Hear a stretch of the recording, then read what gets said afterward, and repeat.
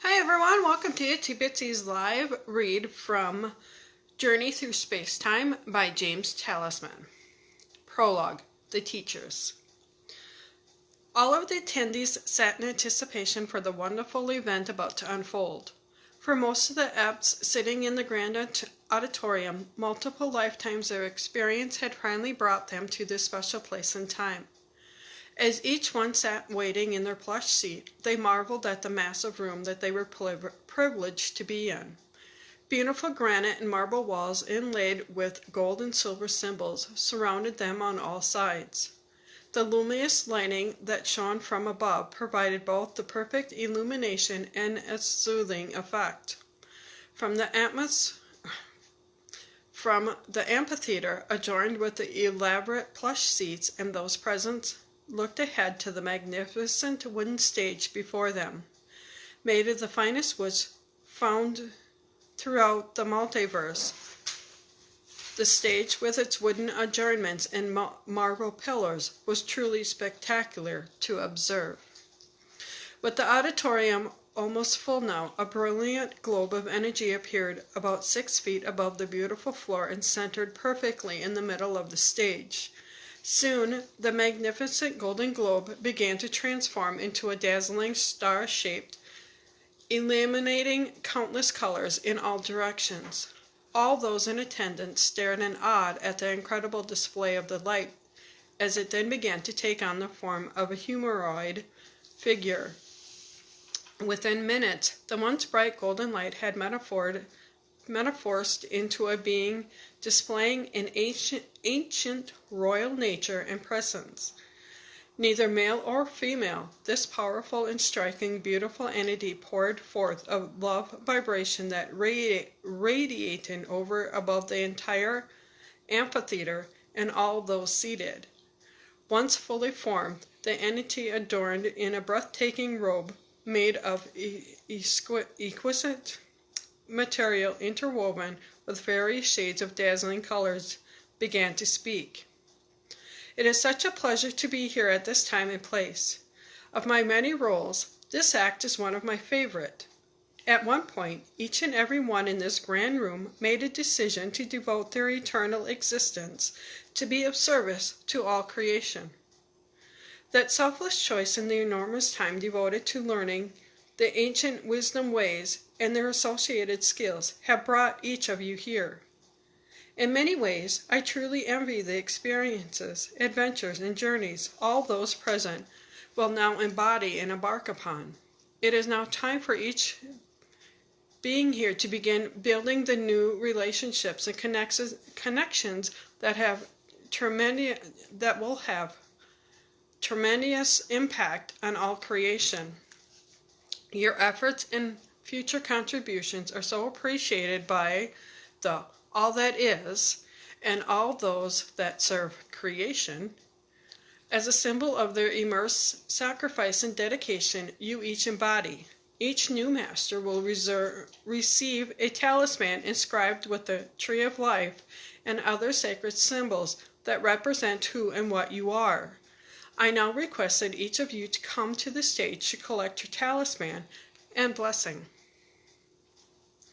Welcome to the multiverse. Welcome to Kryptonian Empire.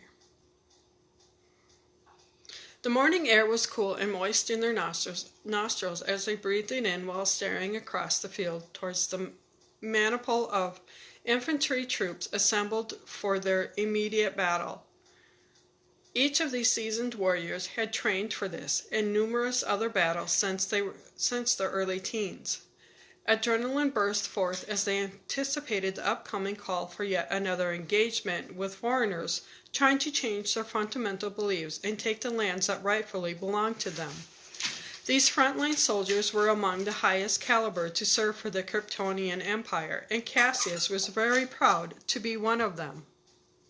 He had spent most of the preceding night sharpening his blades and preparing his gear, and now the sacrum felt good in his hand, along with the weapons strapped to his sash.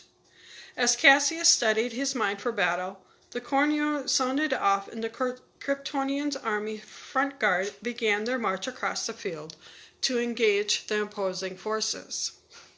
The distance between the two advancing forces closed as battle cries welled up from both sides.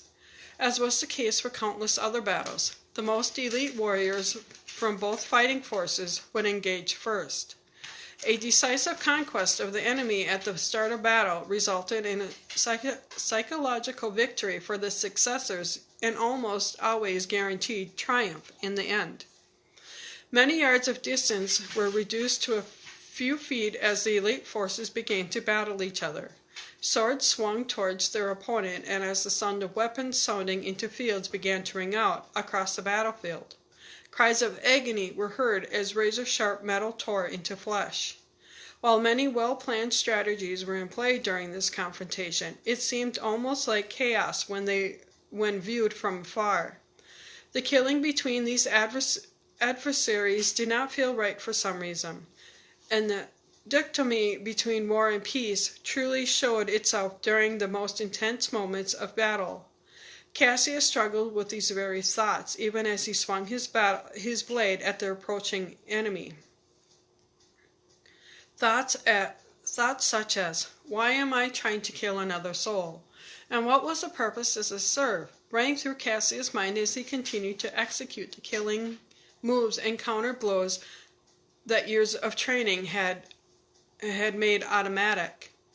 "I must let go of these thoughts right now and concentrate on the task at hand," thought Cassius, as he countered yet another mighty blow with his sanctum and swung his deadly blade down on the shoulder of his opponent. Blood from the wounded soldier flew into Cassius' face and eyes as the severed artery shot blood out in all directions. Temporarily blinded by the warm blood, he instinctively moved his shield to a position to protect his head and upper body. Violently shaking his head to remove the blood from his eyes, he then swung his body and sword around 180 degrees to strike a blow at the enemy soldier who had flanked him. The move caught the foreigner by surprise, as Cassius' swinging blade removed the enemy soldier's head from his body. While the sight of the enemy soldier's head flying through the air gave Cassius slight pause, he quickly regained composure and once again began the next advance on the oncoming forces. Running towards the enemy, a paralyzing ring echoed in his head as an all-encompassing dizziness took over and made him drop to the ground. For a brief moment, the frantic sound of battle left Cassius' head as blackness and silence took over. Drifting off into the black void, his thoughts were on survival and getting back into the fight. Now in the void, Cassius saw a bright light and heard a faint voice say, "I am sorry, but I must leave you for a while. Please do not forget what you have learned. You will survive this." Cassius then awoke to find his friend and fellow combat standing above him with his hand stretched out to help him off the ground. Brutus yelled, "Rise quickly, my friend. There is still a battle to finish."